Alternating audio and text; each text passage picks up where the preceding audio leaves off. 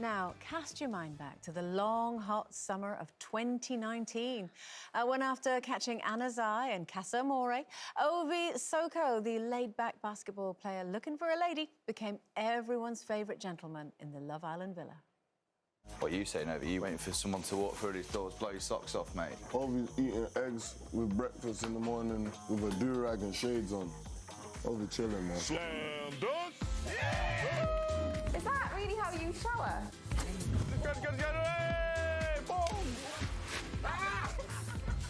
Teamwork makes the dream work, and this is the dream team. Glad you agreed to the day. I'm glad you've come to save the day. You know what I mean? Cheers, girl. Cheers. It wasn't a plan, baby. Gotta roll with the punches, though.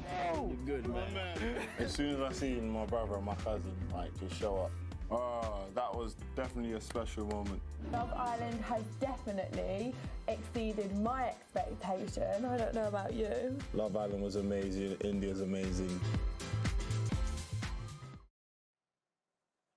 Oh, do you know, it just takes you back, doesn't it? It just takes you back. Seems like forever ago. Now, since his time on Love Island, he's gone on to do many things, including writing a new book to impart some of his famous positivity. And he joins us right now. Ovie, hello. Hey guys, how are you? How's everyone? Oh, we are good, so good. Does that seem like a really long time ago for you? It does. It does and it doesn't. I feel like so much stuff has happened since then. So, yeah, it seems like a long time. But then again, it just seems like yesterday. Yeah. Especially after looking at sort of all of the highlights and stuff. Yeah, time's gone. Time's slow. Ovie, where are you now? I want to know what you're doing and where you are. Currently, I am in Le Mans, France. I'm playing basketball out here. I signed for a club out here for this season. Yeah. So feels great to be back on the court. Feels great to be back overseas, traveling. Yeah, man, it's been nice. And how is it? How are things for you over there?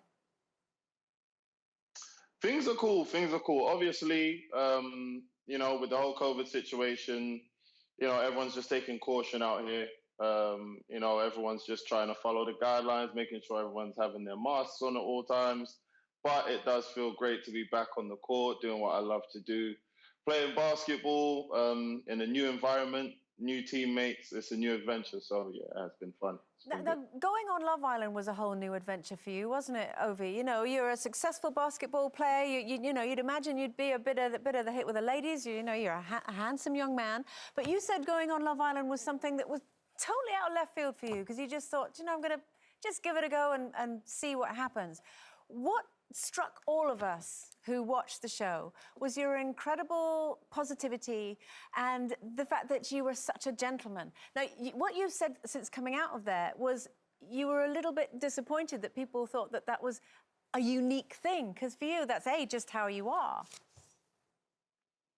Yeah, no, definitely. You know, of course, I'm always grateful for people having nice opinions and, you know, all of the nice things people said. But at the same time, I think, you know, when you take a step back and you see the bigger picture, it kind of shows that there's a little bit of an issue if it's such a big deal for a guy to be a gentleman or just to treat people nicely, you know, like we all should. I think, you know, there's something there. So I think, you know, initially, of course, I was very grateful for all of the lovely comments. But then once I took a step back, you know, it definitely shone a light on sort of a wider problem, probably. Ovie, you talk a lot about that also in your book, which we want to talk about, it's called Are You Dope? Tell us about that. What inspired that? Sorry, you are dope. Not are you dope? You are dope. I got it wrong. You are. That's the whole point. You are.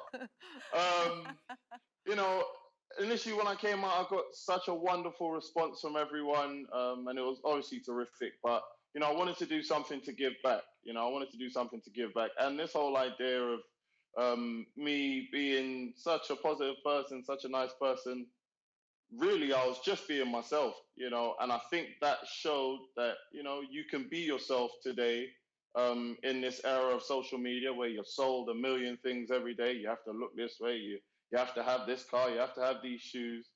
It showed that you can just genuinely be yourself. And and that's enough. You know what I mean? And the right people will gravitate towards you. And the people who you might not need around, they'll probably move further away from you. So Great message. that was a huge inspiration for me. Great message. Brilliant. Ovie, you were an inspiration for me and for our culture and for our backgrounds in terms of being a black man. You represented in such an amazing way. So you said that you think it's better to risk failure than not to try. I wanted to ask, is there anything that you've tried and you wish that you hadn't, or maybe it's not gone the way that you wanted it to go? I wouldn't say I would wish I hadn't tried, because I think, it's my failures that have sort of made me. I think that's a huge theme throughout the book. I share some of the bad experiences, like when I almost got kicked out of school for being a little bit naughty. But in those failures, there were such valuable lessons that I feel like we all need. We all need to go through some of those failures in life to meet our truer selves, you know what I mean, and learn those lessons. It's sort of like a seed.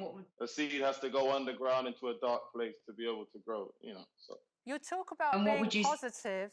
Sorry, Kelly. You talk about being positive, but isn't it a really hard sell to young men? Because also you say, out there on social media, there's such emphasis on what you look like, on what you own, and, it's all about the exterior. You're talking about people will love you no matter what you own. It should come from within you. But how do you actually get that across to people? How do you persuade young men that that will work? It's just understanding, I think I've been in a pretty privileged position, I'm okay in life, you know what I mean? I've been blessed. But I do know where true happiness comes from. True happiness and this sense of fulfillment and purpose in which we all really are trying to go after in life. That's why we're all here. We all want to feel like we have a purpose living. It comes from within. Do you know what I mean? So, where you might be able to get a new pair of shoes or, the things to sort of keep up, it's great initially and you will feel good for a short while. But that sort of long-lasting happiness, that long-lasting, joy and fulfillment, it comes from stuff internally, Do you know, it's that's what I would stress. What is so beautiful about hearing you say these words, Ovie, is this is something that I really passionately believe in. I know Sarah feels exactly the same way, but we're pretty much old enough to be your mum. It's taken us a long Speak for time. yourself, girl. Well, I am 51. It's taken us a lifelong of experience, and I love the fact that you don't call them failings; they are life lessons. It's so important that someone in your position speaks to young men and explains that to them. So it's beautiful that you're bringing this book out. But before we finish, I just want to ask you as well, do you still keep in touch with any of the Love Islanders at all? Is there a WhatsApp group still going on? Well, we have a Casa Amor lads kind of WhatsApp group, so we message each other once in a while, and obviously I keep in touch with Amber. I check in with her, once, couple times a month, just to make sure she's okay from a distance, because it's not easy being in the public eye all the time, especially when it's thrusted at you in one go. So Ovie, could anything happen between you and Amber we should know about? Give us an exclusive. Come on, boy. Yeah, being a great big brother. Man. I think that's the position. That's lovely as well. That's the position I have. Do you know, Ovie, we proper love you. Are you single, Ovie? Go on, Kelly. I am single. Ladies? Good question. Go on, Kelly.